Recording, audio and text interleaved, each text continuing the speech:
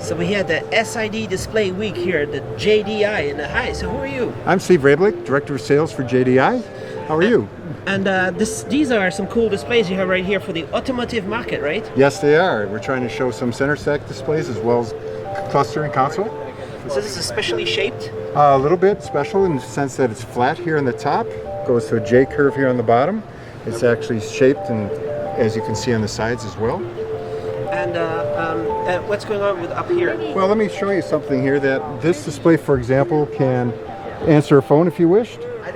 Here's a gentleman. Yeah. And what's going on up here is if this was an autonomous vehicle, something like that, you know, we're sitting here enjoying the ride.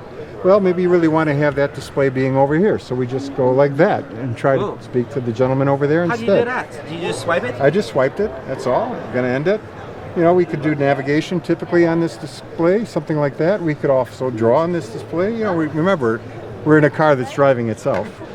So this is for the self-driving car, imminent future of the self-driving car, Well, this is right? a concept for that, but let me bring it back a moment too, because it's not really only for the self-driving car.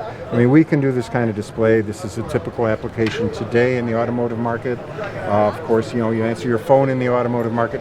The point here is that this is a display with our in-cell pixelized technology. There's no external touch panel, and it's also got local dimming, direct backlighting. So it's very black and it's very responsive, and it's curved. These are curved, 800 millimeters to 1500 millimeter curvature, 3 different displays sitting in one glass. And finally, we also have a mirror concept here as well too. This is also another one. Yeah, another one with the idea that we really want to have a display for the mirror to be able to have a very nice panoramic image behind you.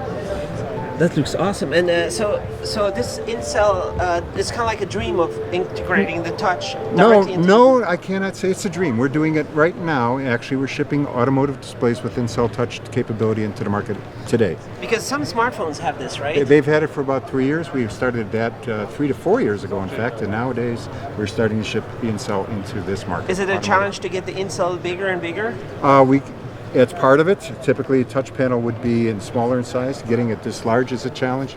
Getting it this responsive is a challenge. Nice. That's awesome. And you have some more demos over here.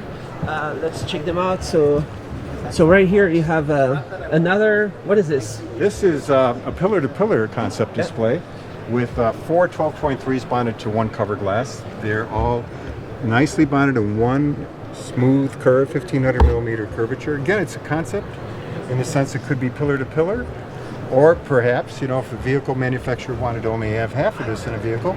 But think about what would happen in a vehicle incorporating such a display like this. I mean, you would have to redesign the whole vehicle. Instead of having a center stack, you'd have the whole system right here in front of you at your fingertips. And what would you see in it? Like augmented information about the street? Well, it's really up to the OEM what you want to put in there. Obviously this, if it was parked, you could do this panoramic view. You could make this be your speedometer. You could have this be your video maybe. Of course, in the States, you really can't show video.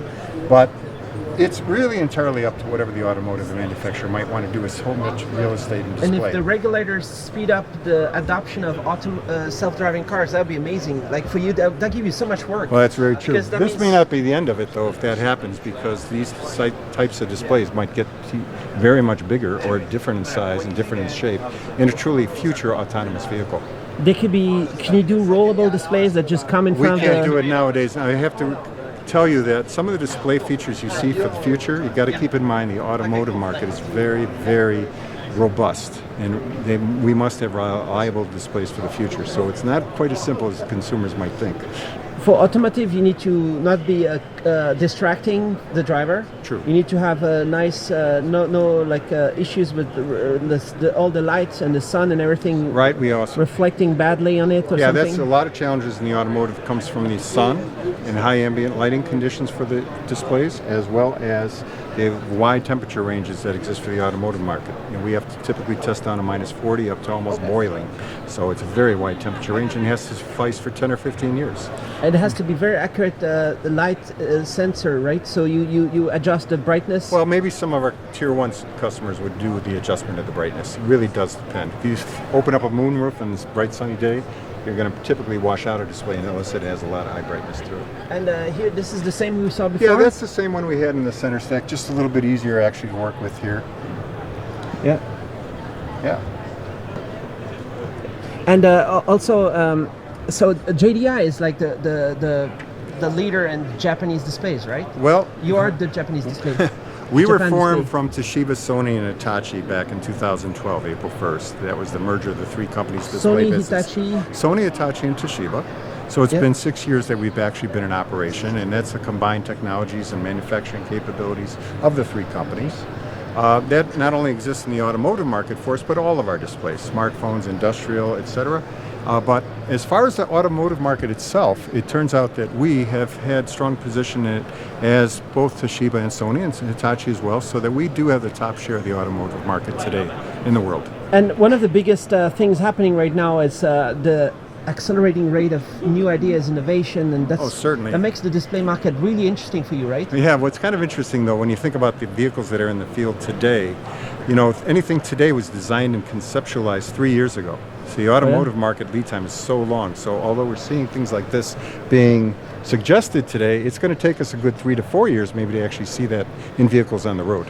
I can't try to imagine what's going on right now in the R&D for the next 3 years. You can imagine, but I can't tell you. It's probably amazing, right? Yeah, I mean, it is. It really is. An automotive market. So maybe I can check some of the other demos. Certainly, around please. here? Yes. So, These are the industrial lineup we have. This is Biff. So, Hey, how you doing? So hi. Yeah, this is our industrial line of LCD products from small to large. And what we specialize in is we specialize in long life products. Our industrial customers require 7, 10, 12 years of support. And that's what we provide in these standard, these are not customized, these are standard off the shelf products. Most all of them are very rugged in their design. For example, this particular LCD is 1,000 nits of brightness. It has 1,000 to 1 on its contrast ratio. It has a very solid 6 mounting bosses in the back of it that are metallic and they are threaded. So once this is mounted into a very industrial and rugged requirement, it's very stable in its mounting design. It's outdoor readable, and its life expectancy is at least 10 to 15 years. 10 to 15 years. Yes, these and all of these products are rugged in their architecture. The temperature rating is -40 to +85, and the shock and vibe specification is automotive rated. And these all come with a 0 bright dot defect. We guarantee you Zero what? a 0 bright dot defect. We guarantee that these LCDs will not have a red dot stuck on, they won't have a green dot stuck on, and they will not have a bright dot on their optical characteristics. Zero dead pixel. No, 0 bright dot defect. Bright dot We guarantee that there will be 0 bright dots. And then in addition to that, we offer a standard P cap with many of our LCDs. This has a P cap and a cover glass. This is a 10.1 inch wide UXGA. It's 1920 by 1200 in resolution. It's IPS technology, and it's 800 nits of brightness. And this particular LCD does have a standard P cap available with it. There's no NRE involved, and this is something that we can sell with or without the touch panel. Many of our LCDs have a standard P cap built into them. This is a brand new LCD. This is a 6.4 inch XGA. Its resolution is 1024 by 768, and it's a very high bright LCD. This is 1400 nits of brightness right out of the box. It is also IPS technology, so it can be used in either the portrait or the landscape orientation. And what kind of product would use this? What kind of where would it go? Like in a This is very popular. trains and ships and Well, this airplanes? is actually very popular in avionics applications, and they use it in the portrait mode in avionics applications. And So this in helps- airplanes? Yes, sir, in airplanes. This is where it's very popular. And then this LCD is a 7-inch full HD. It's 1920 by 1080 in resolution, and this is very popular in broadcast cameras, much like the one you're using right now. Most of our customers enjoy using this in broadcast applications. It is IPS. You can use it either portrait or landscape. 700 nits of brightness in a full industrial package. And this particular LCD, although it's full HD, it's going to be around for a good 5, 7, 10 years to come. We really we really focus on long life in our products. So it could be some of these products that are external displays for camera operators. Oh yes, sir. This is Very a bright, yeah. outdoor viewable. Yeah, that's this one and the 10.1 wide UXGA are very popular in those applications. Right. So if you would like to upgrade your camera, we can make that happen for you. Definitely, that sounds awesome. I'd like to have that. And then right here, some more 8-inch. Yes, sir. This is an 8-inch high resolution in an industrial application. It's 1280 by 768. It is 900 nits of brightness. Very durable, industrial grade specification. And then this is a brand new LCD that we're offering in the industrial sector. This is a 4K 2K, very high resolution. It's 3840 by 2160. And this is one that we're introducing as a brand new product here to show this week. Small bezel. Very small bezel. And durable? And we're building it in an industrial package. Now, this one is still in the final stages of its development. All of the other ones I've shown you are in full production, and we're available to work with new programs on all of these today. Nice. And you have some more display demos over here? I'm going to bring you over around here. Yeah. All right. Thanks a lot. You get it. Thank you. I'm going to show you some of our new technologies that we're working on. So in this one is a highly transparent display that actually has a transmittance of 80%. We don't have a color filter on it. We do not have a polarizer. Strictly through the light is thrown through the glass and displayed in the image out to our eyes. No color filter, no polarizer. Right, correct. So how does it work?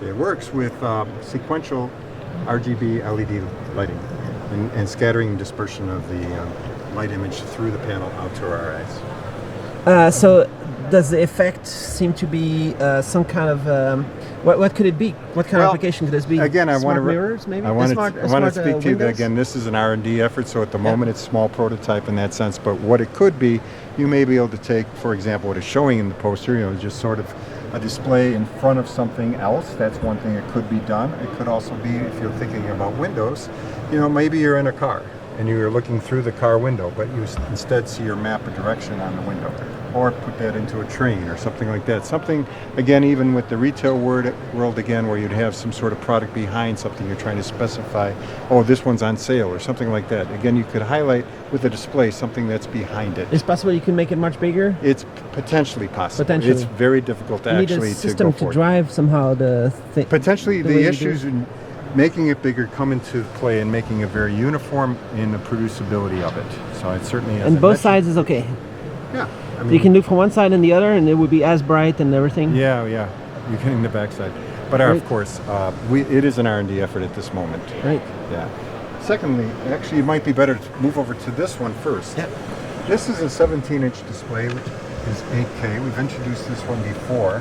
This one, though, has a light field effect where you can, I'm hoping you're catching it, as you move from left to right, you're going to see different images come into play. Different sides of the same image.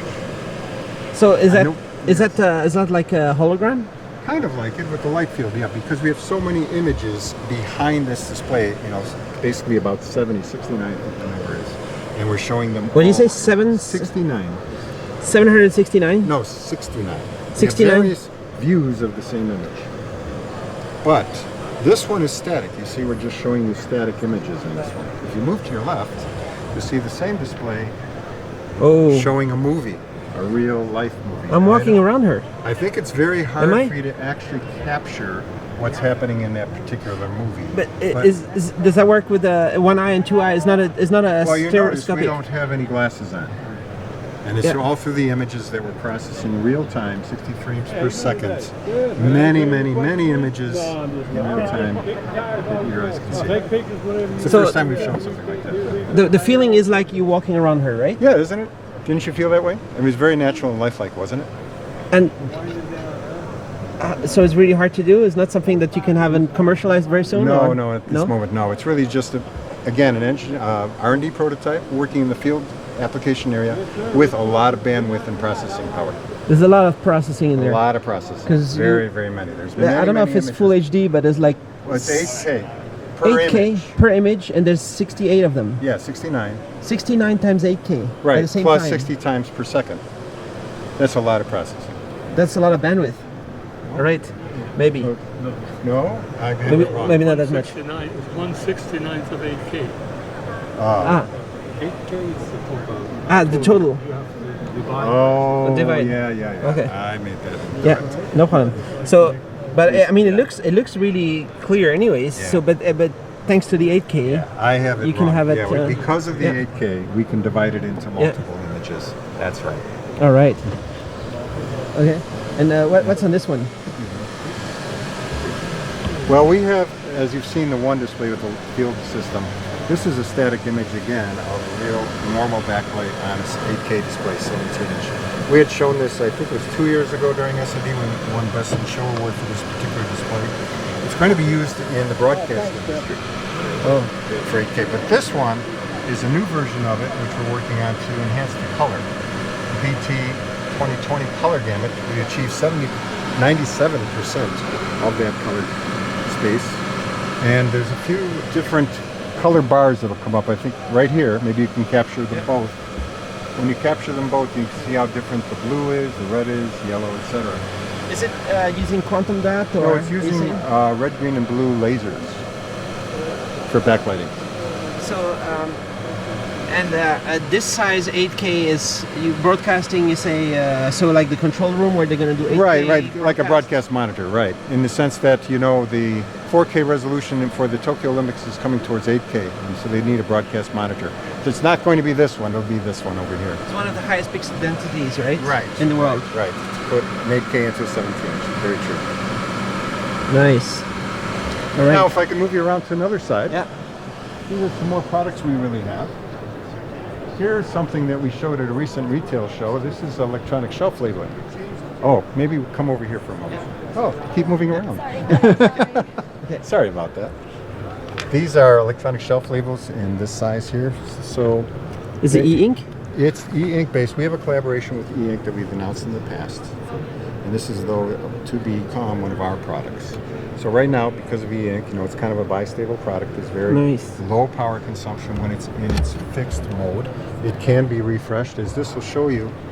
In that, if it was a sale event and you wanted to change the prices overnight, you could do that or change them in the morning. I This think is it'd be just a great refresh. if it cycle. refreshed the price for every customer coming in. I was thinking Is about the same thing, but what would you do if you wanted to give customer A a price and customer B a price, but they're looking at the same display? Yeah, that's the problem. Then you would have to follow the guy that is a frequent shopper. Yeah. And you could follow him around and get the same prices. Right, Maybe. maybe that, or maybe you could have a special say at 5 p.m. You're not selling out your produce, your lettuce. You could change the price of lettuce by 20% and go sell it out. It's a beautiful red and a beautiful yellow. It's like a very. This is the type of e-ink that has a very colorful there's a very third limited color, color right? spectrum typically with the e-ink Yeah. technology, but this with the red pop really, I think, would work in a great retail environment like this. Do you have many of them selling already? Well, we've just really introduced it. I think it was a show in February, so it's just beginning. I understand from our industrial team there's quite a bit of interest. This could be quickly selling in the many millions, right? It could be very large. These monitors here, we have a presence in the high-end medical market, and these are radiology market monitors. What we've done here differently is that we've introduced the low-temperature polysilicon technology into these. I think you may know that low-temperature polysilicon gives us potential to do high-density displays, also to make narrower borders. So that's one thing that the doctors and radiologists really had hoped for, is when you can put these together side by side, and lower power, because these generate large size. There's a bit of heat, so anything with power savings is always good as well. So Color IPS and Neo. monochrome. Yes. What IPS Neo is a type of technology. IPS is in-plane switching, and we'd have introduced that years and years ago. But the IPS Neo, meaning new, we've introduced a while ago. It gives us very wide viewing angles, color uniformity that's all around the same. Maybe you can pick it up as you look at these. I know you're coming back left and right. You don't really see any image shift, any color shift, any viewing angle changes. That's amazing. Yeah, that's our IPS Neo So technology. the doctors and surgeons are having a very nice time with your products. Well, it's true, but remember, keep in mind, this used to be film, and the radiologists are so careful because this is a person's life at stake, potentially.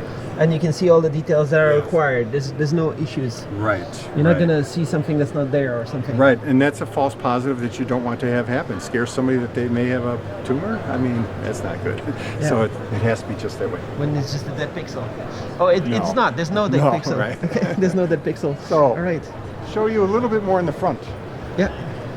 I want to bring you out to what we do for smartphone mobile applications. So how big is a JDI in the smartphone business? Oh, very large. We are the largest LTPS color smartphone provider for displays. Because LTPS is the main standard for smartphones, right? Right, because of the high pixel density. It's over 500 pixels per inch typically. I wanted to point out to you what happened last year. We introduced a full active line last year. We had a similar graphic and things, but at the time when we introduced it, the concept being that we would have a very narrow border and almost no border where the driver is connected. Well, this driver is really not here, and it's a flex cable attached to the glass driver on the backside. So what we can then do is really make the entire glass become the display.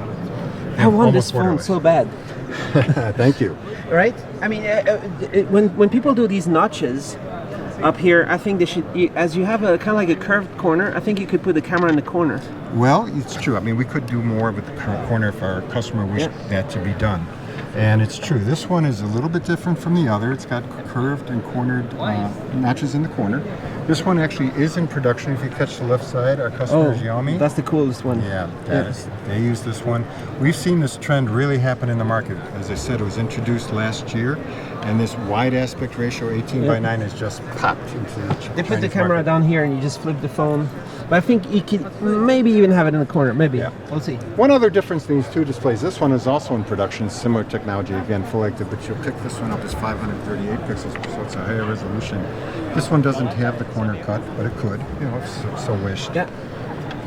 This is straight corners. Yeah, this is right. But I want Are you there to any think, products with this yet? Or? Yes, definitely so. Both of these are. in Oh, production. HTC Yes, U11. HTC, right. Think about though, is, you know, with English characters, we don't quite have the need for such high density displays as indeed the people in Japan do or the people in China do with their types of writing styles. I know that these would work very well, extremely crisp kanji characters and such for Chinese market, Japanese market. Absolutely so. So many characters, you mean like in the keyboards or? No, I mean when you're trying to display something that's very fine in detail. You can For see right reading it's here. better. You can see right here. I mean, you can even. Oh, we just missed it. We can see the numbers in those calendars. They're fine for us. But think about then our colleagues in Asia who use, you know, symbols and characters. They need this high density. It's amazing. Do you have one of those phones? I do not. Not No. yet, right? No, I don't. But they're totally available. Totally. The U11 and the Mi Mix 2. Yes. Yes, So you're making the best full active. There's well, some we other started companies, in. right? We started it. We started the trend. Many people followed us. That's true. Thank you. And here you have some more full Yeah, active. this is an idea if they were tiled together. I mean, again, with the narrow borders. This is a conceptual idea. No phone that I know of has that. You can have a huge game. Here, this is the phone of the future right here. Zero bezel. Zero. It's totally arriving. Finally, I'd like to show you this as well too. You know, with again the smartphones being a very sensitive market to battery power consumption lifetime. Anytime we can reduce power in our displays is very beneficial for our customers. So 15 hertz refresh rate would do that, but if very slow refresh rate, you're going to get flicker that you can actually maybe see with the camera. I'm not sure you're picking it up. Yeah. But to counter that, we have to go through special technology, special electronics, as well as special liquid crystal material and design in order to be able to counter that and be able to offer 15 hertz. And there you can see, I think, no image degradation at So all. you do variable frame rates, or what does it mean? The customer could do 15 or 60. Typically, they would tend to do something like 15 to be able to save that power. So you do 15 No when nothing degradation. happens, Right. and then you go up to 60 when there's a If you video or want it- something, or well, an no, it's animation. really up to the customer. We're trying to show that 15 is able to be done with really no image degradation to save the power. Nice, even in animations and everything. Sure.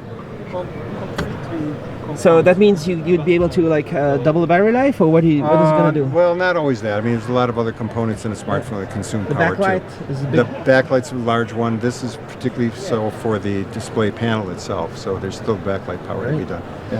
And lastly, we're showing an OLED here. This is a prototype, a development product. We're not in production yet on OLED. That's what this one is, a plastic substrate OLED. Are you working with the IGZO?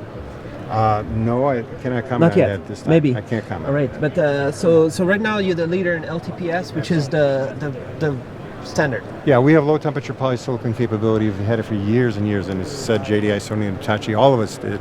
It's been, I know my history is back about 20 years in low temperature polysilicon at least. We're definitely the leader in LTPS. So it's been a great show here, the SID. Oh, it's Display been a Week. wonderful show, and I'm so glad you came by as well. This show has been such a great thing for the industry. I know I've attended it now, I think this is my 30th year. 30th. Yes. Whoa. And it's been amazing. You know, I covered CRTs back in the day, and what do we have now? All these LCDs that do all this phenomenal work. And you even have more staff Yeah, over we're here. kind of crowded right now. We've got so many things. All right. Thanks a lot. So looking forward appreciate to the next year. Yeah, It's going to see be you in San Jose. great.